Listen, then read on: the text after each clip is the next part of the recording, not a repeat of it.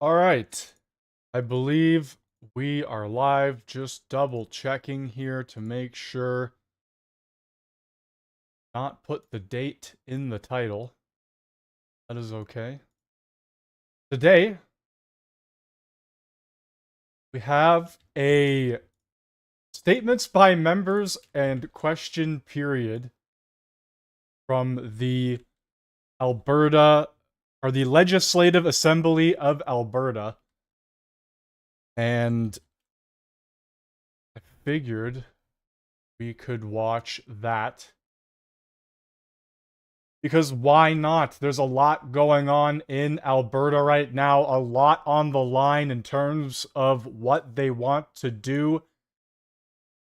Is Mark Carney gonna play ball with them? Probably not. I don't know though.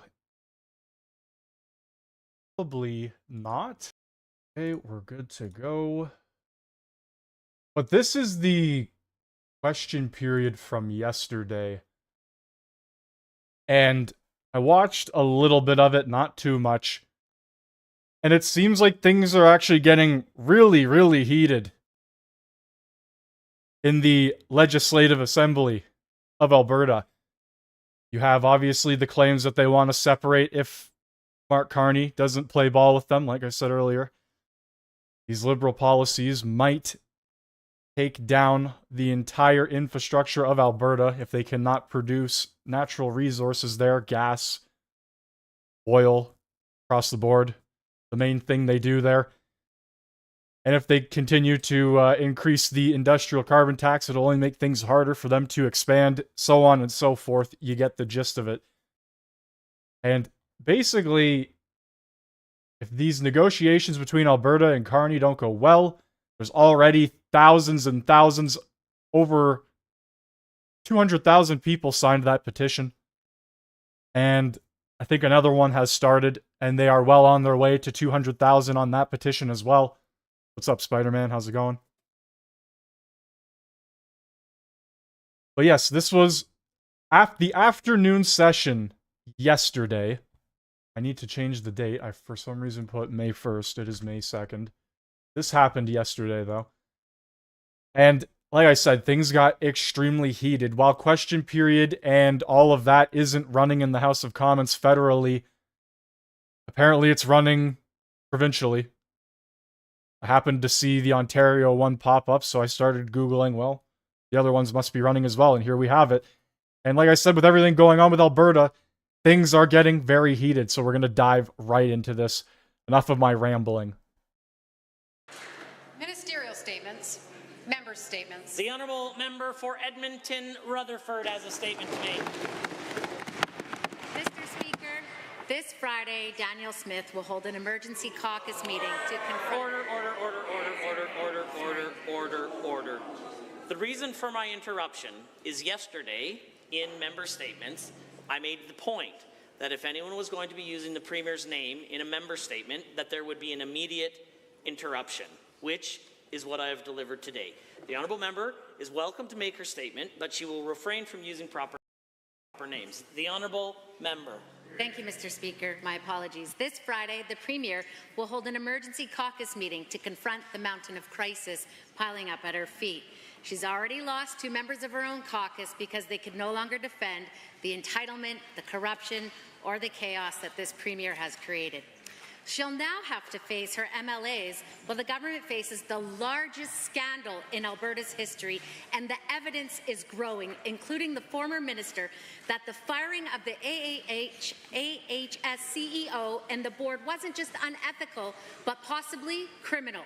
She'll also have to explain how her interference in the federal election helped hand Pierre Poilievre a loss, including in his own riding, by putting her brand of extreme, dangerous conservatism front and center. And now she's trying to hold together a fractured caucus while pushing a reckless, a divisive separatism campaign that will only drive Albertans further apart. Let's be clear. There's a radical base in the UCP who would love to see Alberta rip Canada apart like a petulant child throwing a tantrum, willing to burn the country down at a dangerous ideology. However, There are also members within the UCP who still believe that a stronger Canada is with Alberta, who knows unity and that division is not the way forward. Now those MLAs must face constituents who want no longer to be a part of wasteful separatism or this referendum. And First Nations leaders have made it absolutely clear their treaties are with the Crown, not the province, and the talk of separatism must immediately stop. So, on Friday, the Premier will have to decide who she really leads, the separatist fringe or the Albertans who want honesty, stability, and a united future. Albertans are waiting and watching. Thank you, Mr. Speaker. So I would assume she's either the NDP or Liberal candidate for Alberta's provincial assembly here. I'm not entirely sure. Danielle Smith is here, so we will get some statements from her going into this. Starting off, though, already, it was already getting heated. Calling out Danielle Smith right at the get-go and talking about separation. This is going to be a massive topic going into the next week or so, because it really comes down to if Danielle Smith and Cardi get along or not, and I don't think they will. I really don't think so, guys. Carney's net zero policies, wanting to push EV vehicles, electric vehicles, it's just not going to happen, I don't think. And Alberta doesn't want to get stomped on again by these policies. And they're only going to get stronger and stronger because Carney wants to push them harder. He's going to push them harder than Trudeau did. So, only time will tell, man. I don't know. The Honourable Member for Livingston-McLeod. Thank you, Mr. Speaker. It's an honour to rise in this House today in recognition of Sexual Violence Awareness Month. Each May, we are reminded not only of the devastating prevalence of sexual violence in our communities, but also of the courage of the survivors and the tireless work of the frontline advocates, counsellors, and support staff across Alberta.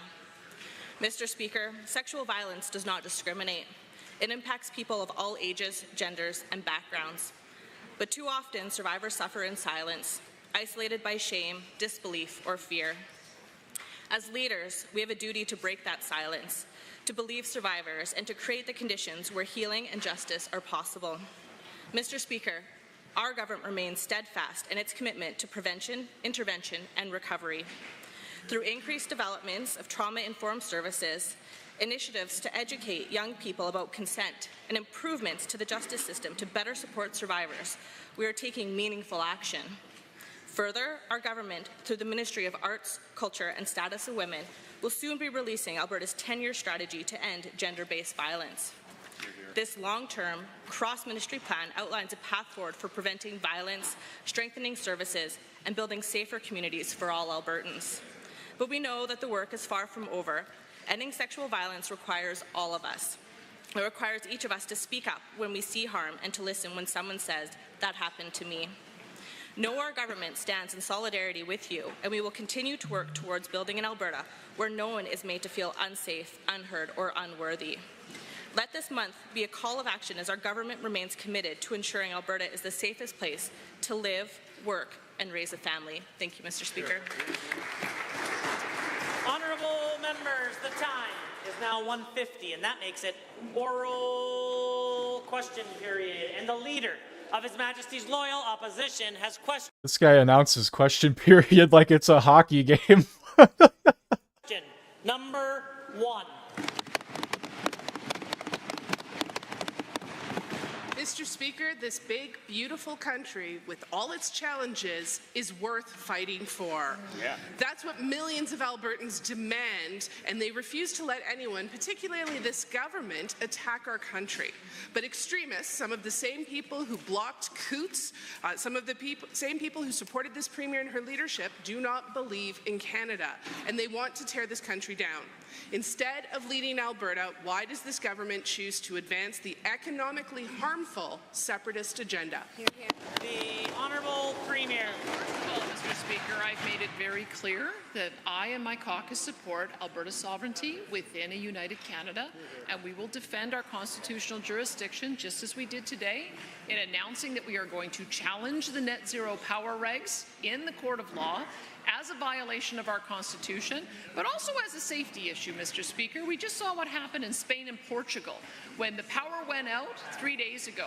That is the kind of thing that we want to avoid here. That is the kind of thing the federal government should not be interfering with. And I would invite the members opposite to actually stand with us in fighting the federal government to get our jurisdiction back.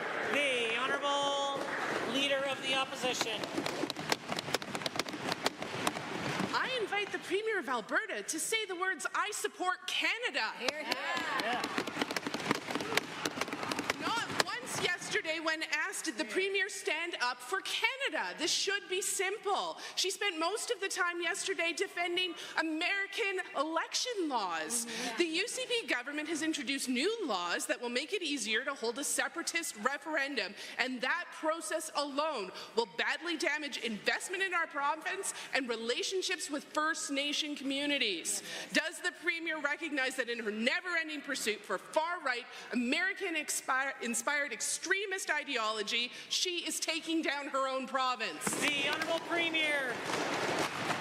Thank you, Mr. Speaker. I support Canada. I would like the Prime Minister to stand up and say that he supports Alberta and is on Team Alberta. And I'd like actually the members opposite to do the same.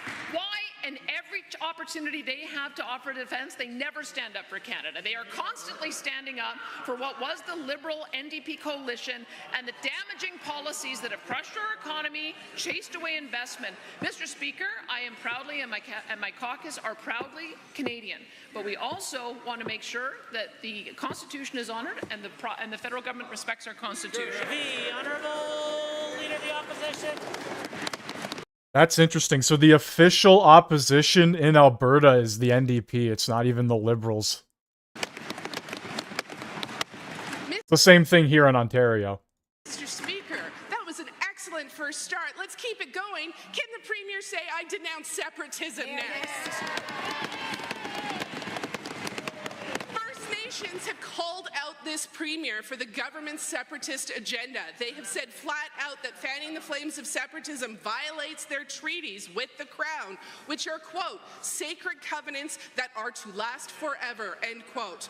Even having this discussion is hurting relationships. Engaging separatists hurts the very prosperity that Albertans need, including our First Nations and Indigenous peoples. Why is the government neglecting its treaty obligations by building a path towards a separatist referendum? The Honourable Premier. Thank you, Mr. Speaker. Just once I'd like to hear the members opposite say, "I support Alberta." They seem incapable of saying that, which may be why they went down to 6.5% in the polls on Monday, and why they're voting this weekend to separate completely from the damaged brand of the NDP party at the federal level. They may as well just say, "We are the Carney Liberals," because that would be a lot more honest, and then we would know exactly where they stand. They will never stand with Alberta. They never stand up for our jurisdiction. They never stand up for our industry.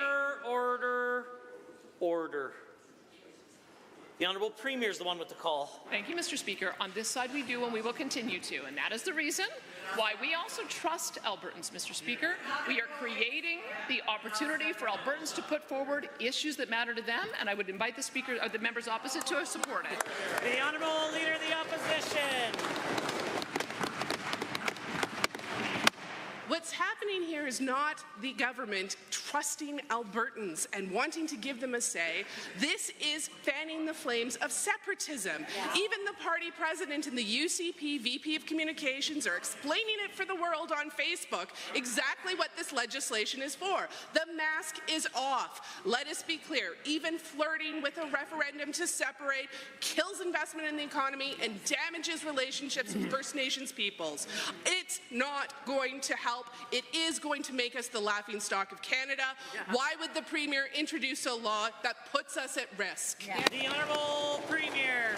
Thank you, Mr. Speaker. Why will the members opposite not understand that part of the frustration that Albertans have is that neither them nor their bosses in Ottawa, including the Carney Liberals, have done anything to respect the genuine concerns that Albertans have with the net zero power regs, the tanker ban off the West Coast, Bill C-69 that prevents us from being able to build and approve pipelines, net zero vehicles, the emissions cap. I would just once, Mr. Speaker, like to hear the members opposite say they stand with us in opposing those things. The Honourable Leader of the Opposition.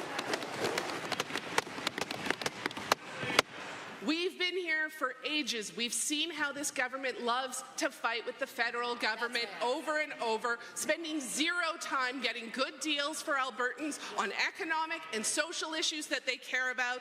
And the talk of this independence referendum is now rocking the business community and shaking investment in our province. The Premier tried to make an announcement today. Every single media question was about separatism. It's derailing her own agenda. Never mind what's happening for businesses in this community. Why is the Premier so focused on separatism? She's derailing her own agenda and killing jobs in Alberta. The Honourable Premier. Well, thank you, Mr. Speaker. I think that members opposite know that it takes a long time to develop legislation, and in my very first mandate letter to the Justice Minister, I asked him to review all of the legislation related to elections, which he did, and this bill has come forward after a long amount of time in consultation and writing. It's probably the thickest bill that I've seen, Mr. Speaker. All we are doing is addressing some of the issues around citizen-initiated referenda, recall, election financing. It's a broad menu of reforms. I invite the members to read it, and we will put it to the people. If they have an issue they want to put forward, they now have the ability to do so. For the Opposition. Mr. Speaker, she wants to put it to the people. Today there was a rally in support of separatism. No. 3 people showed up. That's who she's listening to. I support and stand for Alberta. I support and stand for Canada. I denounce separatism. Will the Premier denounce separatism right here and right now? Order. Order. The Honourable. Order. The Honourable Premier. Couldn't be more clear, Mr. Speaker. I support Alberta's sovereignty within a united Canada. I support this country working the way it's supposed to. I hear the members opposite constantly calling names to Albertans. They've called them embarrassing cousins and sewer rats. We heard the members opposite call them petulant children. You know what, Mr. Speaker? We on this side support referenda. We support citizens' initiative. In fact, I thought the members opposite did. Wasn't there a referendum on the Olympics in Calgary? Wasn't that the NDP who put that forward? I didn't realize that they were so opposed to these mechanisms. It's surprising. The Honourable Leader of the Opposition. In every way, this government has the wrong agenda for Alberta. When the former Minister of Infrastructure raised concerns about the corrupt care scandal at the cabinet table, his colleagues called him conspiratorial. $50 million of Alberta taxpayers are languishing in unusable credit with Atabey halfway around the world. It's not conspiracy, it's fiscal mismanagement and probably corruption. The government has a report by PricewaterhouseCoopers. They referenced it yesterday. The Premier said the AG has it. Will she table that report today so Albertans can really see what happened with the corrupt care that got us Turkish Tylenol? The Honourable Okay, so before we continue on with this, we got some news here. So obviously I reported this yesterday. Liberal seat count reduced to 168 pending recount after the Bloc gained one of their seats back in Quebec. And we have some news here that's coming out saying that the Liberals could still win Windsor, recount possible after election Canada recording errors. This is coming out from the Windsor Star. So there was clearly problems of some sort, and they've had to go back and do recounts on certain areas. And I mentioned this in the video yesterday that I uploaded. How many ridings have suffered this same issue? It's gonna be weird in the next week or two what happens, guys. So I'm gonna try and update as much as possible when I see things like that, but there's just more and more coming out as things go on. And it's looking really, really bad. Thank you, Mr. Speaker. I have not read the report reports. I have merely directed the members opposite to look at the statement of defense, which references both reports. And we're asking the question of why it is the AHS CEO withheld those reports when she was directed to give them to us. But I think part of the reason is that it didn't support her theories. In fact, both of the reports said that there was nothing wrong with proceeding. Order.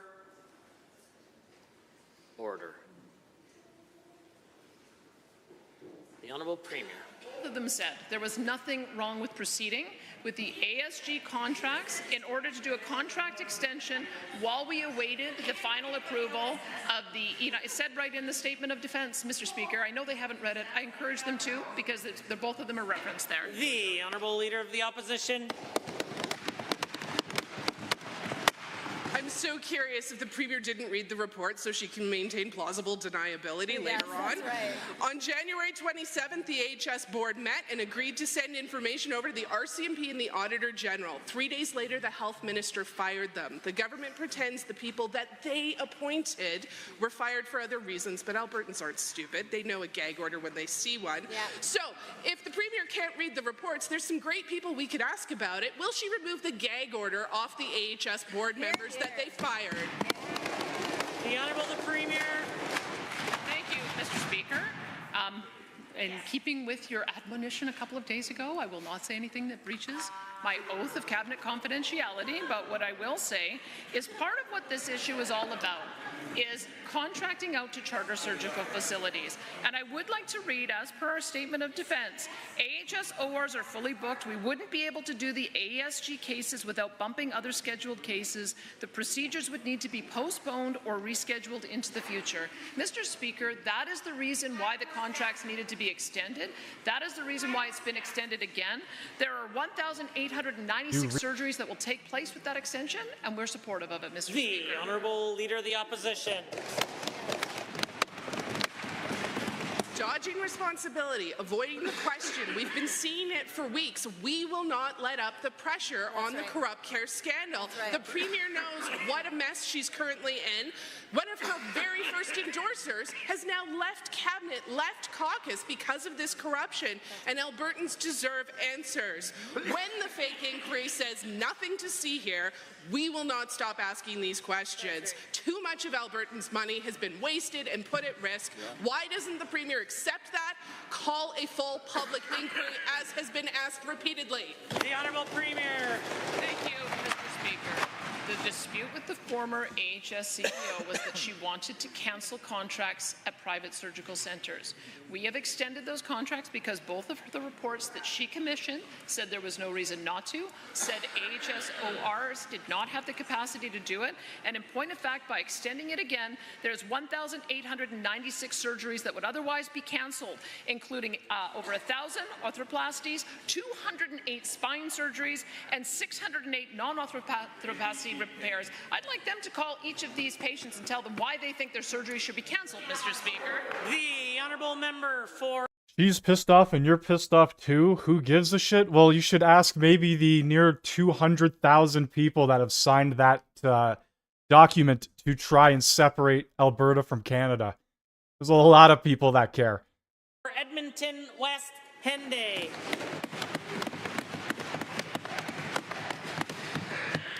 First Nations are speaking up against Alberta's separatism and against these forthcoming citizens' referendums for separatism that the Premier pranced around in her press conference about Bill 54.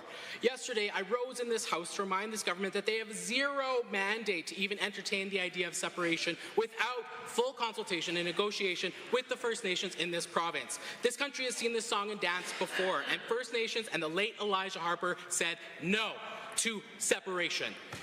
To the Premier, are you prepared for First Nations to shoot down this government's separatist plans? The Honourable Minister of Indigenous Relations. Well, thank you, Mr. Speaker, and thank you for the question. I've been on the phone last night and this morning talking with several chiefs around this issue, and I want to just let you know that this government takes treaty rights very seriously, Mr. Speaker. We work on it constantly. We work on the Truth and Reconciliation.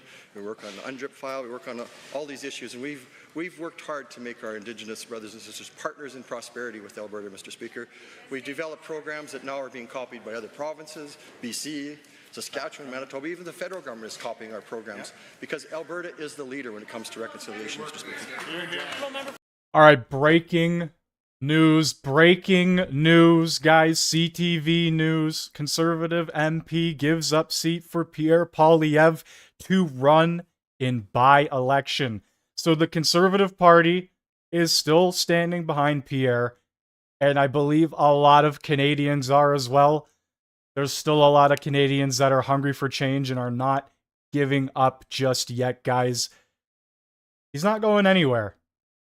All the liberals that thought it was game over, boo-hoo, Pierre's gone. No, he is not. He actually cares. He actually cares. I'm not sure which Conservative MP gave up their seat. I will look into that further, but let's get back to the Alberta Legislative Assembly. For Edmonton West End Day.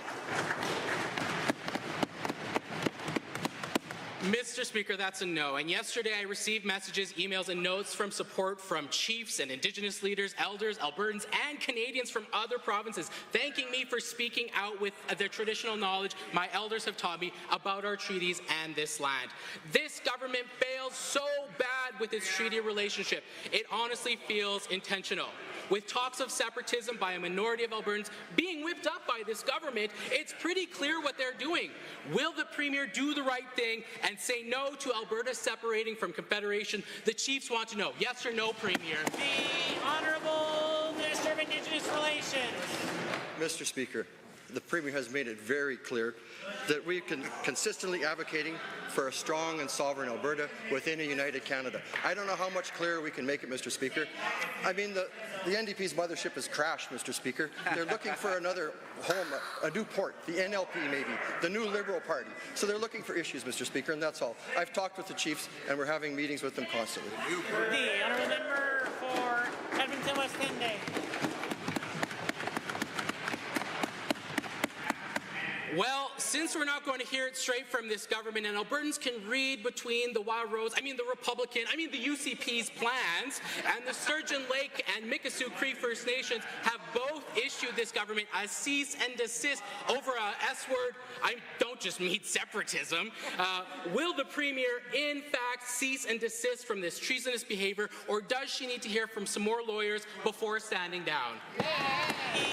The point of order is noted at 2:06. The Honourable Minister of Indigenous Relations. Thank you, Mr. Speaker. I can see the member is grasping at straws because there's no real issues there, Mr. Speaker. And we're working closely with our First Nations. We have meetings planned. We have a big meeting coming up with all of Treaty 6 next week, Mr. Speaker. And the Chief of Mikisew has reached out, and we're setting up a meeting with him, Mr. Speaker. I mean, there are concerns out there, and we take them very seriously, and we listen to our brothers and sisters. They're doing an amazing job out there. We've got so many projects going, Mr. Speaker. That's where they make their living, is off of our energy as well, Mr. Speaker. And that's why we developed many projects. The AIOC, it's the first of its kind, and all across the world. It's done so many amazing things. The order, the Honourable Member for Edmonton Manning is next. Thank you, Mr. Speaker. Our NDP government banned both corporate and union donations in 2015 because we believe elections should be decided by Albertans. Yep. Yesterday, the minister claimed corporations, and I quote, have an interest just like everyone else. Oh, yeah. But corporations aren't people, and unions aren't people. They don't vote. If a corporate owner or a union member want to donate to a candidate or to a party, they already can. So, can the minister explain why he believes corporations should have special influence in our democracy, more influence than Albertans? Minister of Justice. Thank you very much. Thank you, Mr. Speaker. The honourable member danced around the obvious issue. When the NDP banned corporate and union donations in 2015, they opened the door to dark money through the PACs. Mr. Speaker, corporations, unions were using PACs to put money in without any transparency or accountability. We're putting a stop to that, Mr. Speaker. We're not going to let the NDP get away with PACs and funneling money through their PAC system. We're allowing corporate and union donations, but we're requiring them to be accountable, transparent, and to provide full accounting to the public. The honourable member.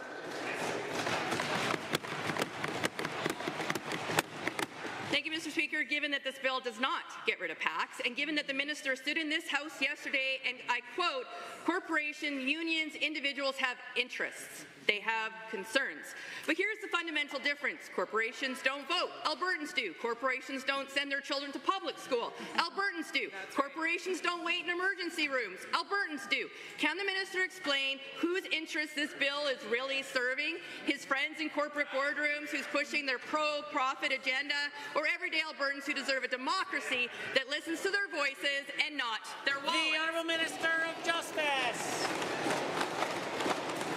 Mr. Speaker, the honourable member spent a lot of time criticizing corporations, but not once said the same thing about the unions. I wonder why that is, Mr. Speaker. It's obvious that the honourable member has not read the bill yet because it reins in the contributions that are allowed to be made to PACs, Mr. Speaker. We've reined it in from $34,000 down to $5,000 if these amendments are passed.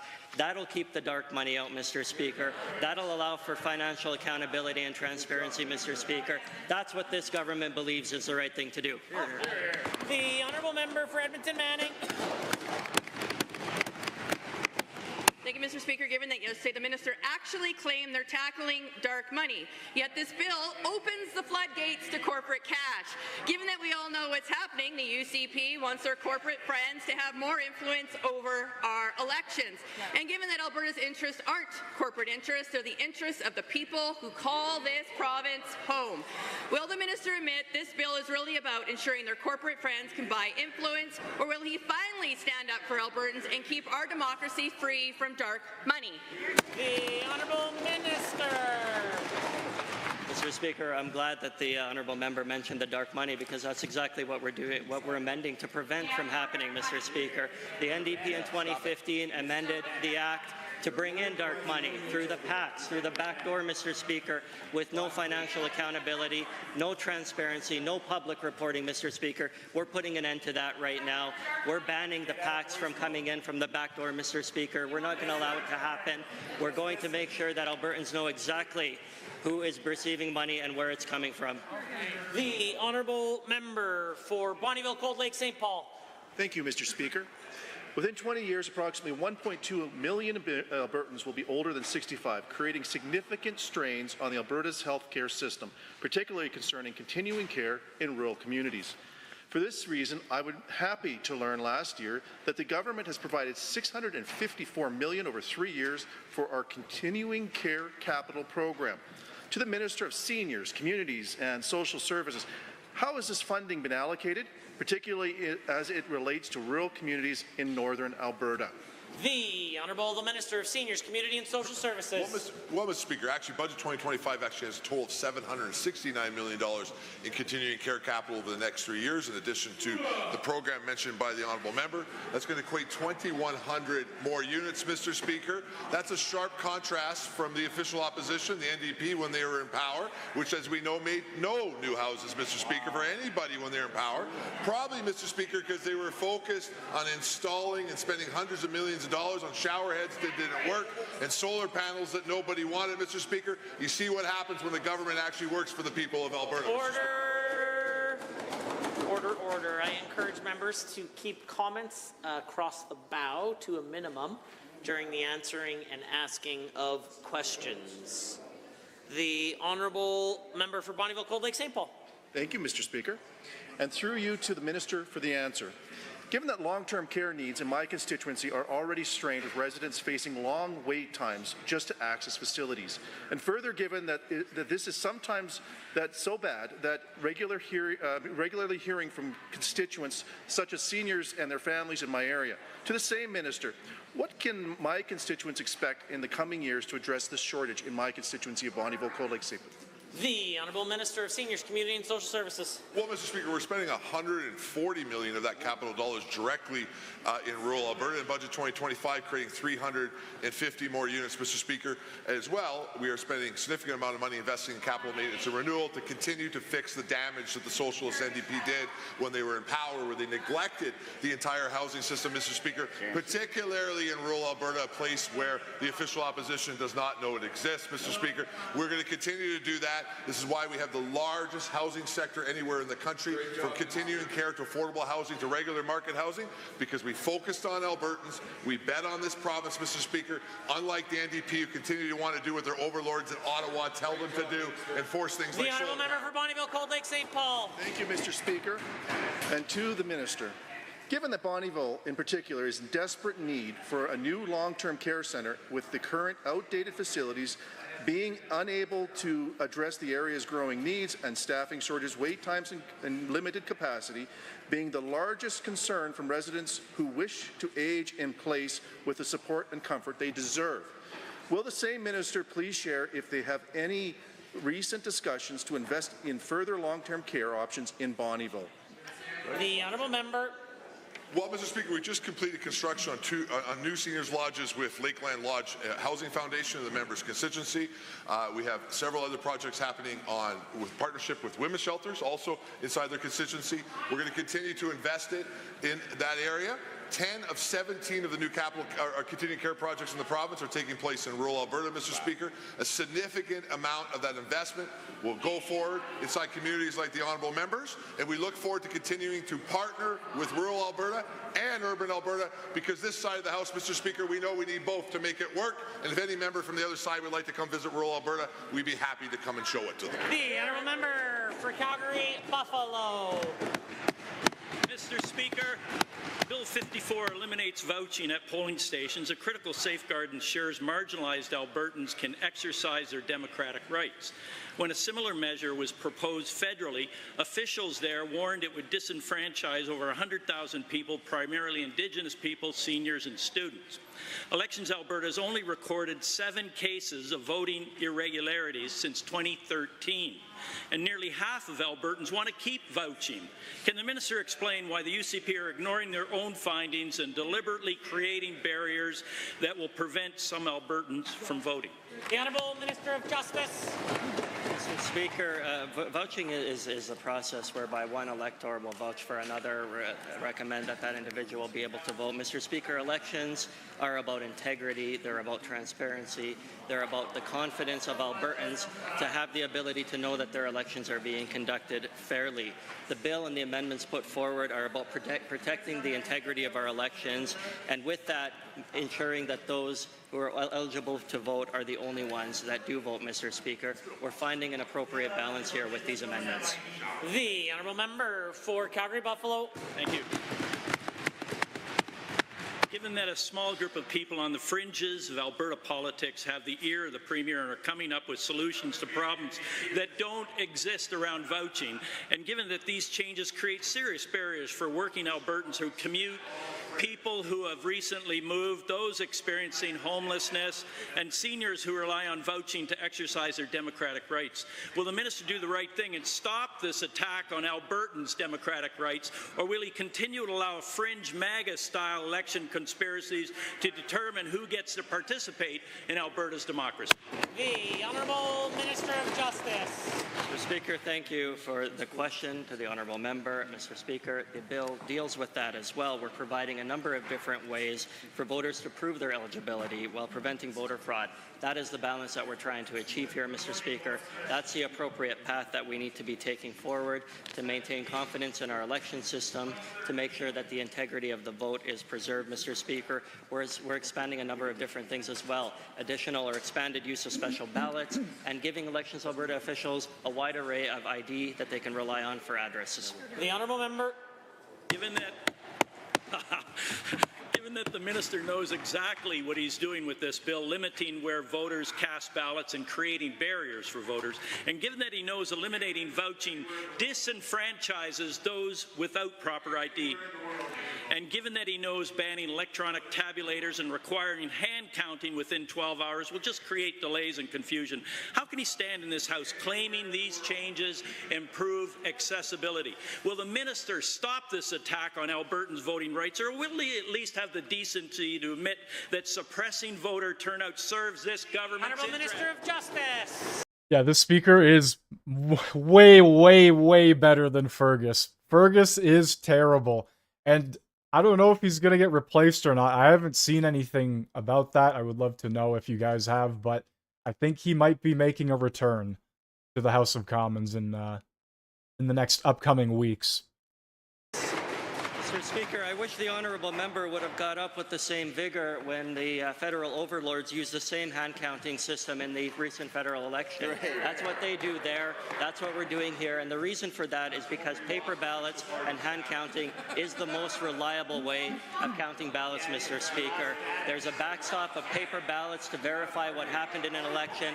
If there's a judicial recount, Mr. Speaker, the courts can rely on the paper ballots, real tangible ballots, to rely on, Mr. Speaker. That's confidence in our electoral system. That's what we're going to do. If this bill passes, the integrity of elections will be... The honourable member for Edmonton City Centre. Mr. Speaker, it's been 1 year since the UCP passed Bill 20, stripping the right to vote in municipal elections from any Albertan who doesn't have photo ID. According to experts, that will impact up to 50,000 Albertans, roughly the populations of Leduc and Beaumont, primarily seniors, racialized Albertans, and people in rural areas. When I raised that concern with the Minister of Municipal Affairs, he insisted he had a plan that he'd, quote, make it easier than ever to get ID, in fact, instantly. So to the Minister, 1 year later, what specific steps has the government taken to ensure every Albertan has photo ID so they don't lose their right to vote? The Honourable Minister of Municipal Affairs. Well, Mr. Speaker, I certainly hope the NDP will take yes for an answer. Through our Minister of Seniors and Social Services, we have navigation centres where any Albertan can get ID the same day. And Mr. Speaker, our plan is before the municipal election to make an effort to get that message out to all Albertans to make sure every single Albertan, homeless or not, rich or poor, young or old, can get ID. We will make that easy, we'll make it quick, and that is how we will guarantee. So there's the answer. I hope the honourable member can accept it, because it's a strong yes. Yes, we will defend people's right to vote. The honourable member for Edmonton City Centre. Given the minister just confirmed he has done nothing since last year, and given that just this week the UCP introduced Bill 54, sweeping legislation full of... Order. The honourable member for Edmonton City Centre. I can't even take that guy serious. They just burst out laughing. Sweeping legislation full of Team Trump tactics, which strip the right to vote in a provincial election if you don't have photo ID. And given that voting's not a privilege, it's a right, one no government should strip from any citizen. But given that this government has done nothing in the past year to mitigate that harm and make it easier for people in rural Alberta to get ID, will the UCP admit that it's actually their goal to imitate the American far right and strip the Honourable Minister of Municipal Affairs? Mr. Speaker, I understand 10,000 people have gotten their ID through the centres already. I know the folks over there are farming discontent, but the fact is, Mr. Speaker, if they actually care about people that they think won't be able to vote, direct them to the navigation centre. They can get their ID in the same day. So if they actually care about it, they'll do that. But you know what? They don't want to help them. They'd rather have people not vote. We're helping people vote. They're getting in the way. That's the thing. Order. The honourable member. Given there are two navigation centres, one in Edmonton, one in Calgary for all Alberta, and given that even as Bill 54 strips Albertans' right to vote, it cuts the number of signatures needed to force a referendum in half. Given that means the UCP are simultaneously making it harder for Albertans to vote against them, but easier for Albertans to force a vote on separating from Canada or becoming a 51st state.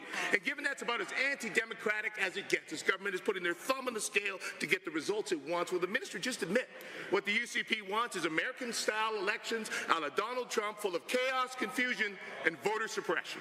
The Honourable Minister of Justice. Thank you very much, Mr. Speaker. That's 0 for 3. Albertans are proud Canadians who want a strong Canada. When there's a strong Alberta, we have a strong Canada, Mr. Speaker. When there's a strong Canada, we thrive here in Alberta as well.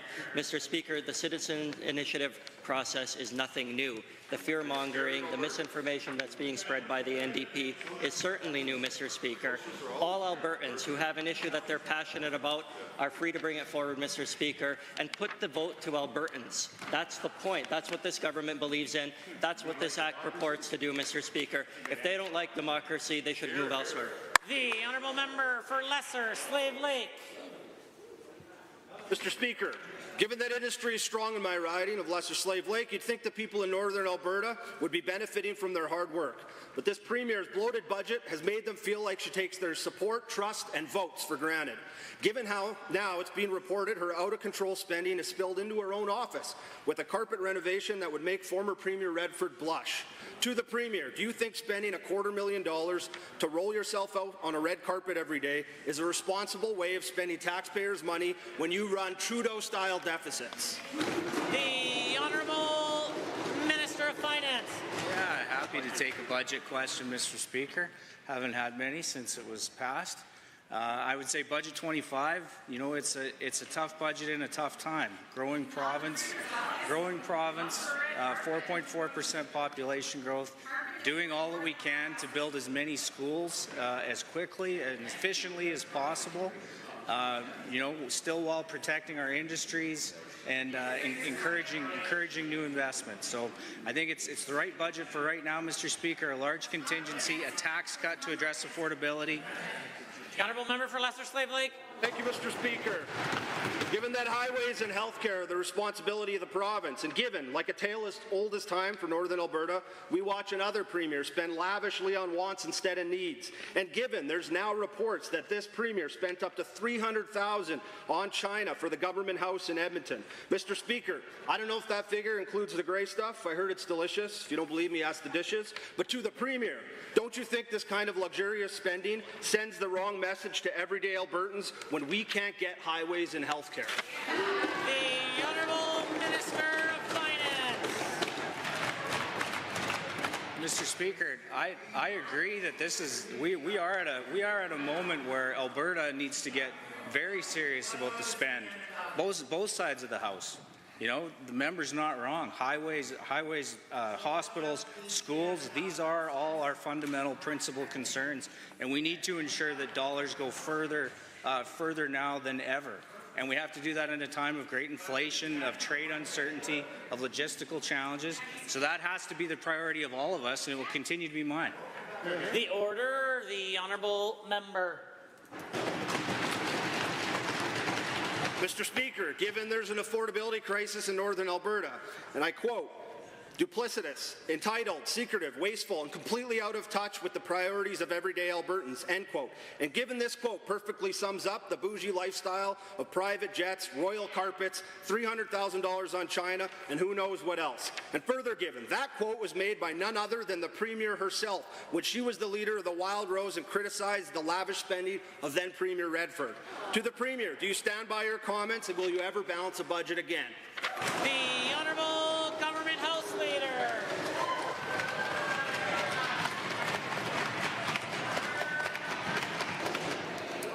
Mr. Speaker, me and members on the front bench and members of the Government Caucus stand with this Premier.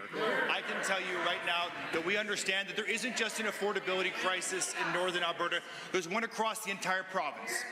But it would seem that the member from Lesser Slave Lake is only concerned about his own personal interests, and that is why he's bringing bully tactics into this chamber, Mr. Speaker. I believe it's unbecoming of a member of this chamber. It's unfortunate, but I'll tell you what, Mr. Speaker, we're concerned about all Alberta. We're concerned about a strong province, a strong country, and that's why we fight every day for it. The Honourable Member for Edmonton Millwoods, the Leader of the Official Opposition. Mr. Speaker, quote, Alberta's Justice Minister is a longtime friend and related through marriage to a man whose company business dealings with the province's health authority are now part of multiple investigations, end quote. That's exclusive reporting from the Globe and Mail published today. The Minister of Justice is a longtime friend of Sam Raish, the person at the heart of the corrupt care scandal. Did the Minister of Justice recuse himself from all decisions related to the corrupt care scandal when they came before Cabinet? And how is he managing this very serious potential conflict of interest? The Honourable, the Government House Leader. Mr. Speaker, the Honourable Minister of Justice is a member of good standing in this chamber, and I would caution the members opposite to cast aspersions about a member and a minister of the Crown. What I would say is that the Minister of Justice is not involved in any way, shape, or form in this investigation. He is the Minister of Justice in fulfilling his role with the utmost integrity, and that is becoming of his position as the Solicitor General. Will order the Leader of the Opposition. Given this personal relationship goes back, quote, a very long time, and I am quoting the minister himself there, given the Minister of Justice often answers all the questions asked of ministers in this assembly about the corrupt care scandal, given this scandal involves kickbacks, political interference, and bloated contracts specifically to someone who is his close personal friend and relative, and given the government has weakened the Conflict of Interest Act, what this minister is in charge of enforcing, how is this government separating themselves from this potential conflict? The Honourable the Government House Leader. Mr. Speaker, I don't know what the members opposite are cheering about. There's nothing there. There are 3 independent investigations happening, and I will repeat them as the Minister of Justice has on multiple occasions. 1, the Auditor General is investigating. 2, Judge Wynett is investigating. A former Chief Justice from Manitoba, a man of great integrity and respect among his colleagues. And 3, the RCMP, Mr. Speaker, also investigating. I'm not sure what the members opposite are talking about, but I would caution them with the strongest language to be careful about casting aspersions and calling into question the integrity of the Minister of Justice. The order, the Honourable Member. It is a minister's responsibility to operate in an ethical and fair way, and it is the opposition's responsibility to ask these questions, given that this minister is responsible for Crown prosecutors, given this minister is responsible for directing staff to forward all questions through a lawyer before they answer the Auditor General, given this minister has a close personal relationship with Sam Raich at the heart of the corrupt care scandal, and given that the Premier's office would not respond to questions about how they are managing this concerning relationship, will the Premier require her Minister of Justice to recuse himself immediately? The Honourable Government House Leader.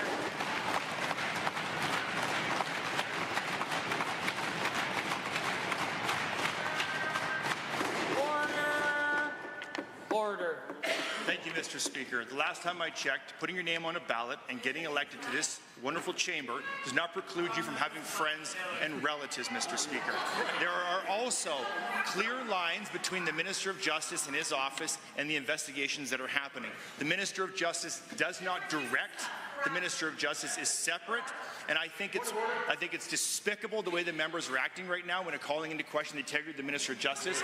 RCMP, Auditor General, and Judge Wynett are all investigating this independently, Mr. Speaker. We await the results. No idea about law. We await those results. I hope the members would too. Order, order, order, order, order, order. Point of order is noted at 2:31. The Honourable Member for Grande Prairie has a question to ask. Well, thank you, Mr. Speaker. In 2022, Stat Canada reported that cultural industries contributed $2.5 billion to Alberta's economy and sustained over 19,000 jobs in the province. Our government continued support through the Alberta Media Fund has aided nearly 270 productions since 2020, and over 60% of Alberta-made projects are produced in small cities, towns, and rural communities. To the Minister of Culture, how is Budget 2025 continuing to build on our government's successful investments to support Alberta's local film and television industries? The Honourable the Minister of Arts and Culture. Thank you, Mr. Speaker. Our government continues making smart investments to support local Alberta crews, support Alberta... The woman in the back there was completely passed out. Don't even act like you're paying attention. filmmakers and promote Alberta internationally as a go-to destination. Budget 2025 maintains our investment in the Alberta Media Fund, allocating $8 million to continue this growing momentum in this sector. The Alberta Made Screen Industries program supports 3 streams that continue the overall growth of the local film and television industry in Alberta: the Alberta Made Production Grant, the Post-Production Visual Effects and Digital Animation Grant, and the Project Script Development Grant. Our government remains focused on ensuring Alberta's success in this industry. The Honourable Member for Grande Prairie. Well, thank you, Mr. Speaker. Our government's investment in Alberta's cultural industries diversifies our economy, creates jobs, and shares our unique stories both home and abroad. Given that Alberta's government has played a key role in supporting the music sector with nearly $15 million in annual funding since 2021, and given that, according to StatCan, Alberta's cultural industries, including film, TV, magazines, books, and music, contributes $2.7 billion to our economy and supporting over 19,000 jobs in 2021. Again, to the Minister of Culture, how is the Alberta Media Fund also helping to sustain and grow Alberta music, book and magazine publishing sectors? The Honourable Minister of Arts and Culture. Well, thank you, Mr. Speaker, and thank you to the member for that question. Our government recognizes that the music and publishing sectors also have significant potential to drive economic growth and showcase Alberta's stories on a broader stage. We proudly support the growth of our music and publishing industries with targeted investments through the Alberta Media Fund. Our work supports Alberta's music sector, including musicians, nonprofits, sound recording agencies, and festivals. We also support, for example, musicians at events like the 2024 and upcoming 2025 Banff World Media Festival to get more local music on screen. We continue working with industry partners to ensure our music and public sectors grow. The Honourable Member for Grand Prairie. Well, thank you, Mr. Speaker. Alberta's film and television industry has seen record growth in recent years, with high-profile productions choosing Alberta as their filming destination. This is not only raising our international profile, but creating real economic opportunities here in Alberta. Given that the film and television tax credit has generated more than $1.5 billion in investment and over 14,000 jobs, can the Minister of Jobs, Economy and Trade explain how Alberta's film and television sector is contributing to our economic growth and diversification? The Honourable the Minister of Jobs, Economy and Trade. Thank you, Mr. Speaker. Film and television production in Alberta is more than entertainment. It's a major driver of jobs, investment, and economic momentum. Since launching the film and television tax credit, we've supported over 200 productions, generating over 14,000 jobs and $1.5 billion in Alberta-based spending. And we've budgeted $235 million to support the film and television tax credit over the next 3 years. We're investing in the entire value chain of the sector, from attracting international productions to developing homegrown talent to building local capacity in post-production visual effects and more. Through strategic investments, Alberta's government is making our province one of the best places in North America to film, television, and movies. The Honourable Member for Edmonton Decore has a question to ask. Alberta families are being crushed at the checkout line. Grocery prices are up over 20% since the UCP government came to power. Food bank use is breaking records, even among the working Albertans. Yet this government has no plan, this government has no relief, and this government has no answers, but we will keep asking. When will the minister deliver real, immediate solutions that will make life more affordable for Alberta families? Well, we had that option in an election, and for some reason, nearly like 60% of the country decided to not vote for change, and decided to vote for a guy who isn't even a Canadian. I don't even know where this guy came from. Let's be real here. He just showed up one day.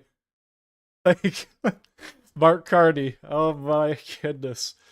Alrighty, let's continue. The Honourable Minister of Affordability and Utilities. Thank you, Mr. Speaker, and thank the member for that question. The good news is we're doing it this year, thanks to the Minister of Finance bringing in the tax cut to help every single Albertan, every single family, making life more affordable. Because you know what we believe on this side of the House? Leaving money in Albertans' wallets, because they know what to do with it best, not taking it from them and redistributing it elsewhere. We're working hard in every sector, in every ministry, to leave money in the wallets of Albertans. We're here to put them first. The Honourable Member for Edmonton Decore. Unbelievable. Given that just 2 weeks ago, when I asked about the government's plan on affordability, the minister's response was, and I quote, "We can't pay their bills." Given that Albertans are not asking handouts or paying their bills, but for a real leadership, given that this government's affordability plan, let's talk about the tax cut that saves for average Albertans less than $1, actually 78 cents.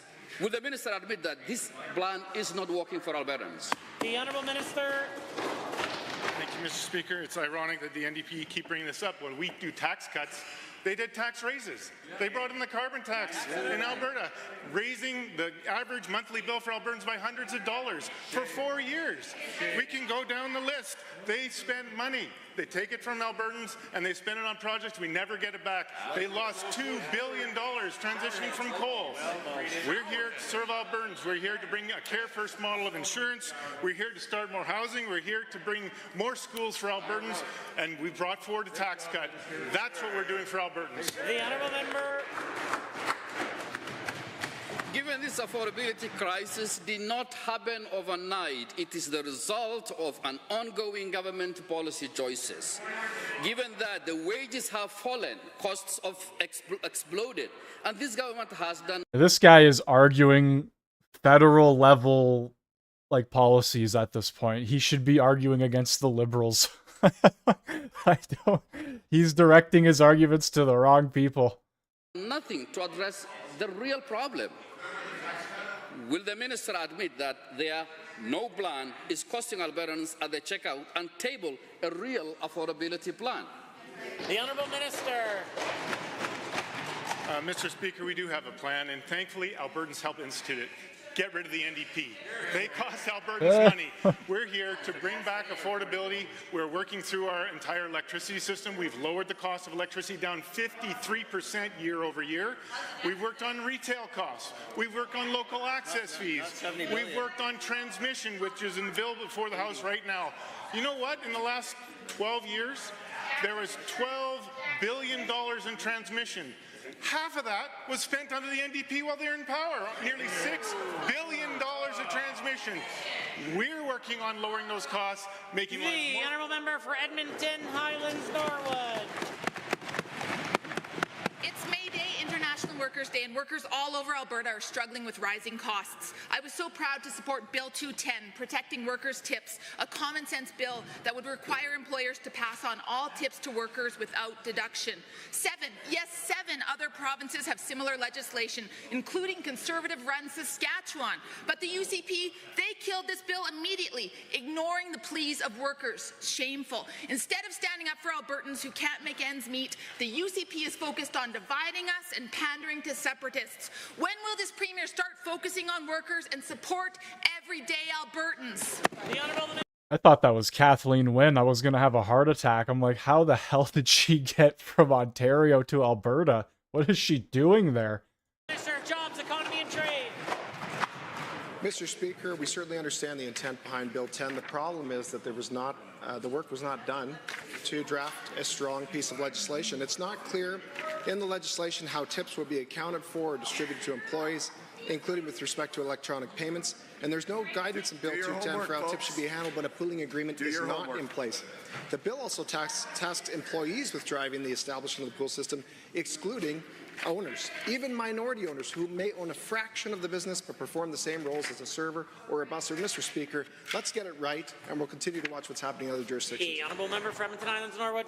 Given that every day we hear from more and more Albertans who are struggling with the costs of food, rent, utilities, the list goes on, and given that the University of Alberta Campus Food Bank has reported an alarming 600% increase in usage, pointing to high costs of living as the key reason for skyrocketing student food bank usage, including out-of-control rents.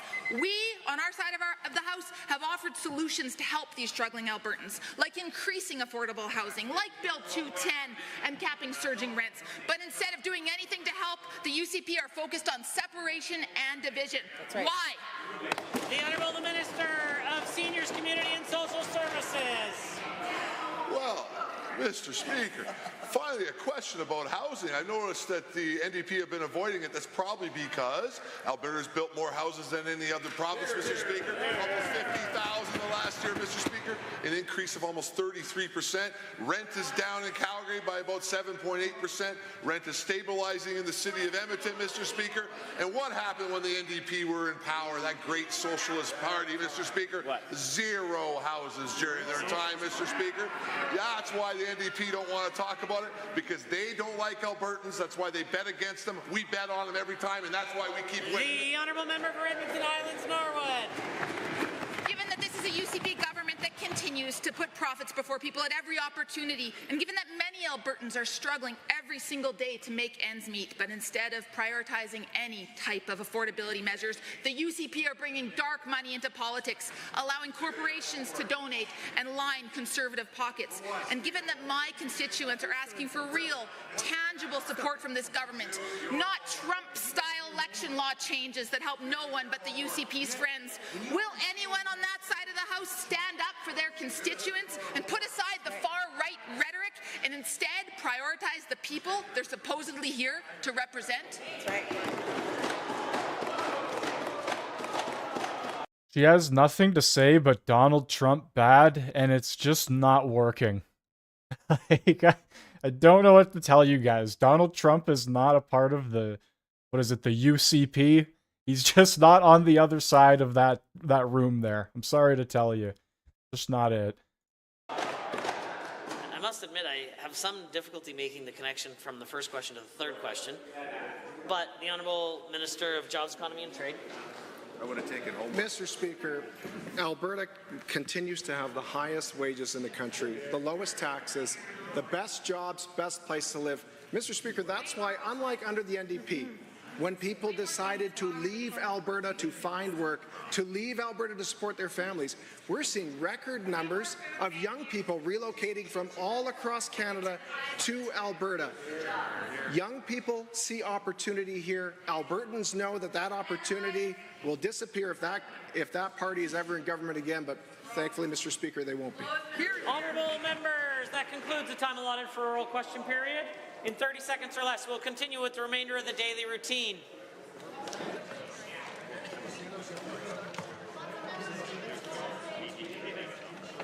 All right, there you have question period.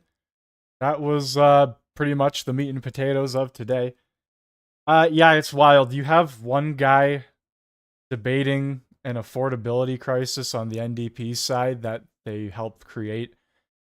And then you have another NDP member just going off about Donald Trump as if he's sitting on the other side beside Daniel Smith. And he himself is a part of all of these issues, like specifically him. Yeah, it's wild that they can't even debate policy within their own province. It's just Donald Trump instantly. It's all they have. And like I said, it's a tired, played out thing that's not working, especially in heavy conservative Alberta. It's just not gonna fly there. It might fly in like eastern Newfoundland and Labrador and like Quebec, Ontario, sure, but no, you're not getting away with that there. All right, guys. That is gonna do it for today's stream. Thank you all for joining. If you haven't already, make sure you hit that like button. And if you are new here, make sure you hit that sub button. Depending on what happens, I might stream another one of these question periods from the Legislative Assembly of Alberta. This was the one from May 1st. I don't think they're doing one today. But if I have some time next week, randomly go live like I did today, I might watch one of these again. So once again, thank you all for joining. That's going to do it for today. Have a great rest of your day or night, depending on where you are from. Adios.